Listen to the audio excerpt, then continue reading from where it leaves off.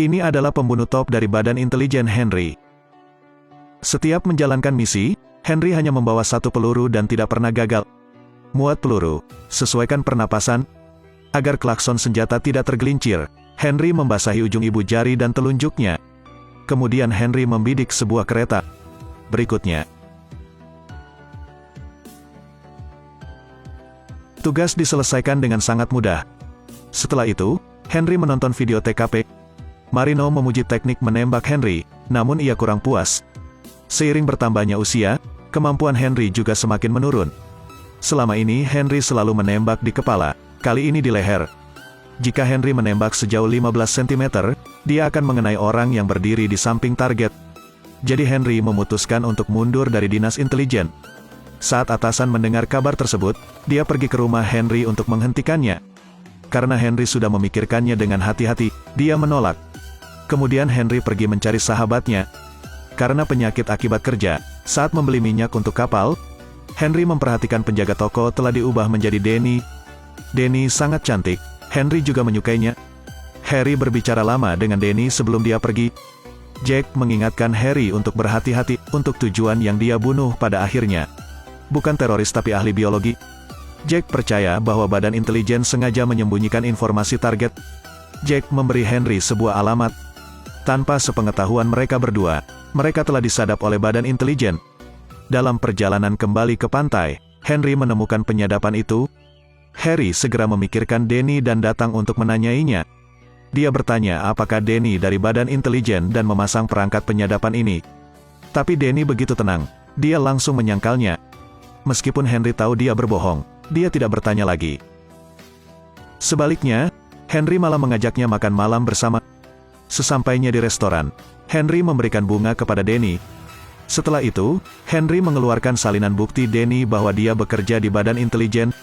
Semuanya terungkap, jadi Denny tidak menyembunyikannya lagi. Henry tidak menyalahkan Denny karena dia mengerti trik Badan Intelijen. Pada saat yang sama, Badan Intelijen memerintahkan penghancuran Harry. Karena Henry tahu terlalu banyak rahasia mereka. Jika Henry tidak bekerja untuk mereka, dia harus mati. Di tengah malam, telepon Harry tiba-tiba berbunyi. Harry melihat beberapa orang datang. Itu Gay. Henry pergi ke bunker rahasianya untuk mendapatkan senjata. Kemudian panggil Marino untuk mengingatkan. Namun terlambat, Marino dibunuh oleh si pembunuh. Mengetahui temannya terbunuh, Henry sangat marah. Ketika si pembunuh mencoba masuk ke kamar, dia ditembak jatuh oleh Henry. Bahkan penembak jitu dari jauh pun tidak bisa mengenai Henry, semuanya ditembak mati olehnya. Henry pergi ke rumah Denny. Melihat Denny tertidur lelap, Henry tahu dia tidak ada hubungannya dengan ini. Semua orang yang terlibat dengan Henry berada dalam masalah. Jadi Denny akan menjadi sasarannya. Benar saja, Denny diserang oleh para pembunuh. Tapi Denny memiliki pelatihan profesional, teknik bertarung yang bagus. Denny mengalahkan si pembunuh dan mengetahui siapa yang memberi perintah untuk membunuh mereka. Mengingat situasinya, Denny tahu dia paling aman bersama Henry. Jadi Denny memutuskan untuk melarikan diri dengan Henry. Kepala Badan Intelijen mengetahui tentang upaya pembunuhan yang gagal itu. Lain kali akan lebih sulit karena Henry sudah memiliki tindakan pencegahan. Mereka memutuskan untuk menggunakan rencana manusia Gemini. Kemudian teman Henry, Baron, terbang untuk menjemput mereka. Baron membawa keduanya ke rumahnya untuk beristirahat. Namun meski beristirahat, Henry tak berani lalai. Di jendela, sesosok tubuh lewat, dan Henry langsung waspada. Henry memberitahu Denny dan Baron untuk menyelamatkan diri. Dan Henry keluar untuk menarik perhatian si pembunuh. Harry menggunakan pantulan air untuk membidik orang itu. Henry kemudian segera mencari tempat persembunyian yang aman. Selanjutnya, Henry mengeluarkan senjatanya, mengisinya dan membidik. Ini adalah senjata paling modern, dengan daya tembak yang kuat. Saat target muncul, Henry terkejut. Karena wajah pembunuh ini mirip dengan Henry ketika dia masih muda, namanya adalah Junior. Sementara Henry ragu-ragu, pria itu mengganti senjatanya dan menembak Henry. Untungnya, Harry bereaksi tepat waktu, keluar dari bahaya. Harry berlari ke sebuah rumah untuk menyergap musuh. Tak disangka, musuh sudah menunggu di sana.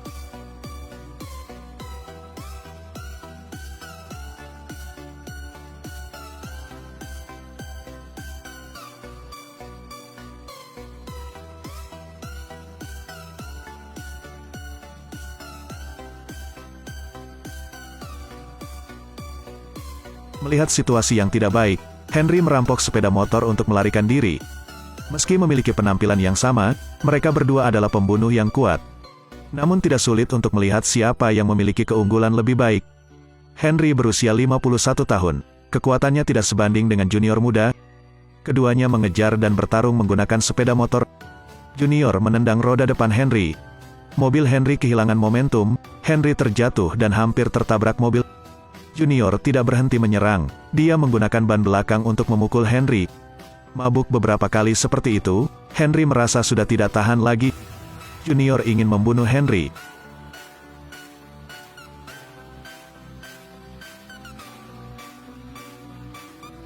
Untungnya, polisi tiba tepat waktu, kalau tidak Henry pasti sudah mati. Setelah itu, Danny mengambil rambut dari topi Junior untuk tes DNA. Hasilnya menunjukkan bahwa DNA keduanya cocok. Henry ingin mengetahui kebenaran tentang ini. Henry pergi ke alamat yang disebutkan Jack tadi. Dari Darren, Henry mempelajari kebenaran ini. Ketika dia mengetahui bahwa domba dapat dikloning, Clay mengkloning DNA Henry. Clay ingin memodifikasi DNA Henry, menciptakan pembunuh yang tidak manusiawi. Gagasan ini ditentang oleh ahli biologi Valerie. Tapi Clay tidak berhenti. Dia memerintahkan Henry untuk membunuh Valerie. Setelah memahami, Henry aktif menghubungi kepala Departemen Intelijen. Henry meminta Clay untuk datang menjemput Danny yang ditahan olehnya. Para pemimpin setuju. Mereka ingin mengambil kesempatan ini untuk membunuh Henry. Harry juga mengetahuinya dengan baik, tetapi dia pikir dia bisa menghentikan Junior. Tak disangka, begitu mereka bertemu, mereka langsung terlibat perkelahian sengit.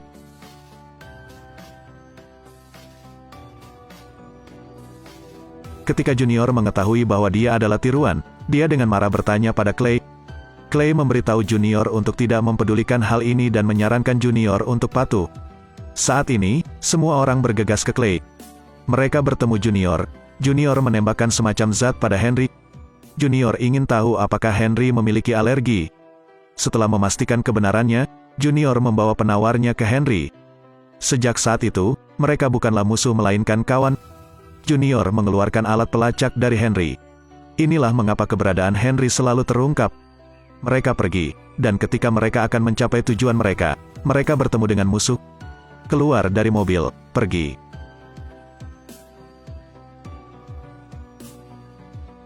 Diserang secara tiba-tiba, Baron tidak dapat berlari tepat waktu dan diledakkan. Kemudian seorang pria bertopeng muncul.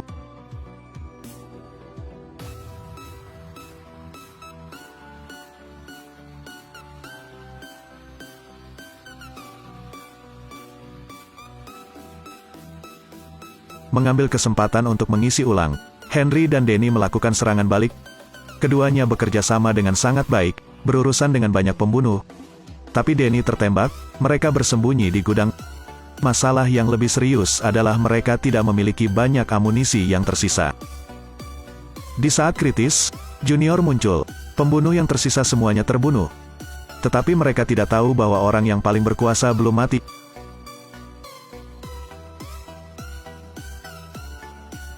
Pembunuh ini dilengkapi dengan teknologi tinggi, tidak takut peluru. Teknik bertarungnya cepat, kuat, dan tepat.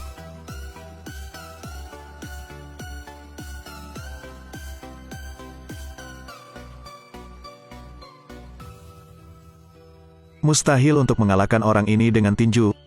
Henry menendang si pembunuh. Danny melempar tabung gas dan meledakkannya.